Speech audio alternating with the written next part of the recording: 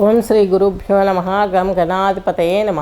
ఈరోజు వచ్చేసి మనము ఈ యొక్క రెండవ పక్షం ఏది మార్చి రెండవ పక్షం 16 to 31 వరకు జరుగు గోచార ఫలితాలు తీసుకుందాం.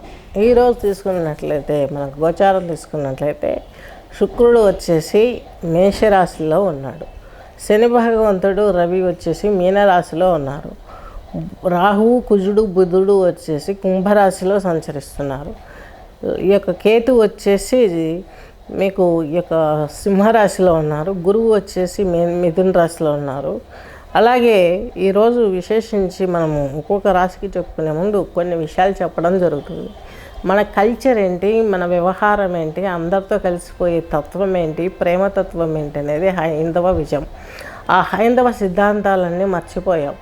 పిల్లలకి మన పురాణాలు తెలియట్లేదు. పురాణాలు అంటే ఇవన్నీ జరిగాయా అని ఒక సంఘర్షణ, మానసిక సంఘర్షణ ఇవన్నీ వస్తున్నాయి. సెస్ అందరికీ వస్తాయి, నాకు కూడా వచ్చాయి.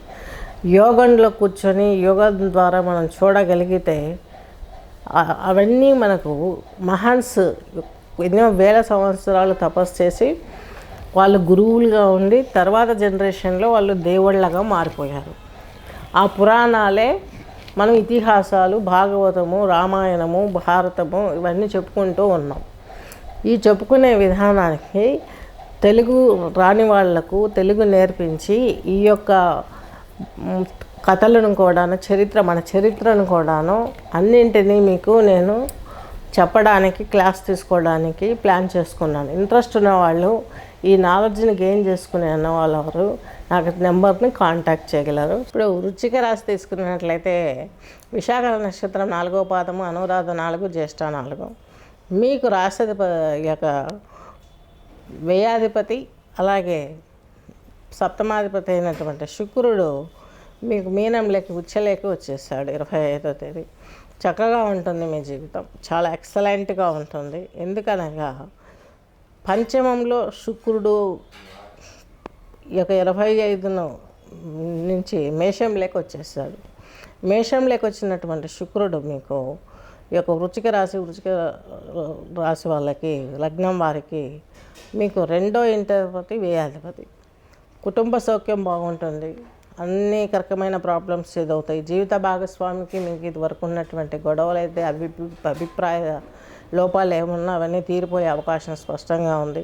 కొంచెం సంతానం గురించి ఆలోచిస్తారు. అది కొంచెం సంతానం గురించి కొంచెం మీరు బృహస్పతికి ప్రదక్షిణలు చేయటం, అలాగే ఈ యొక్క దత్తాత్రేయ స్వామి ఆరాధనలు, శ్లోకాలు చదువుకోవడం, దక్షిణామూర్తి సలహాలు, స్తోత్రాలు చదవడం అయితే మీకు మంచి లాభం సమకూరే అవకాశం ఉంది. మీకు దశమంలో కేతు ఉన్నారు. ఆధ్యాత్మిక రంగాలలో మీరు దూసుకుపోయే అవకాశాలు చాలా స్పష్టంగా క్లియర్గా ఉన్నాయి. నెక్స్ట్ వచ్చేసి మీకు అష్టమాధిపతి, లాభాధిపతి అయిన బుధుడు వచ్చేసి మీకు తృతీయంలో ఉన్నారు, 4వ ఇంట్లో ఉన్నారు. అలాగే కుజుడు 4వ ఇంట్లో ఉన్నారు, రాహువు 4వ ఇంట్లో ఉన్నారు. కేంద్ర స్థానం చక్కగా మిక్స్డ్ ఫలితాలు వచ్చే అవకాశం ఉంది. రాహు వచ్చేసి మీకు లాభాధిపతి, మీరు చేసే వృత్తిలో విజయాన్ని ఇస్తాడు. మ్యాథ్స్ సంబంధమైనటువంటి రంగాలకు బుధుడు ఉపయోగపడతాడు అనుకున్నాం కదా. బుధుడు తను ఒక్కడు ఉంటే ఎప్పుడు యోగిస్తాడు. అందరితో కలిసి ఉన్నంటే గ్రహాలతోటి వాళ్ళకు తగ్గట్టు ఫలితాలు నుంచి అవకాశం ఉంది. ఈ యొక్క నపుంసక నక్షత్రమేనా కాబట్టి దీనికి సంబంధించి వివరణ ఈ విధంగా ఉంది. ఏది ఏమైనప్పటికీ కూడా మీరు బృహస్పతికి సంబంధించినట్టు పూజలు పునస్కారాలు చేసుకోవడం, లక్ష్మీదేవి యొక్క అనుగ్రహం కోసం చేసుకునే పూజలు పునస్కారాలు, అమ్మవారిని తెల్లని పువ్వులతో పూజించండి, భూదేవి స్తోత్రాలను ఎక్కువగా వినండి. భూ సంబంధమైన క్రయ విక్రయాలు, ఆస్తి రావడాలు ఇవి కూడా మీకు ముందుకు వచ్చే అవకాశం చాలా స్పష్టంగా గోచరిస్తుంది. సాఫ్ట్వేర్ రంగాలలో ఉన్నవారు చాలా ఆచితూచి వ్యవహరించండి. ఎక్కువ అమౌంట్ పే చేసి ఉద్యోగాల కోసం ప్రయత్నించారంటే ఉన్నది పోతుంది, ఉంచుకున్నది పోతుంది అన్నట్టుగా మనకు జీవితంలో అన్నీ పోగొట్టుకున్న వాళ్ళం అవుతాము. ఈ యొక్క వృశ్చిక రాశి, వృశ్చిక లగ్నం వారికి స్వస్తి.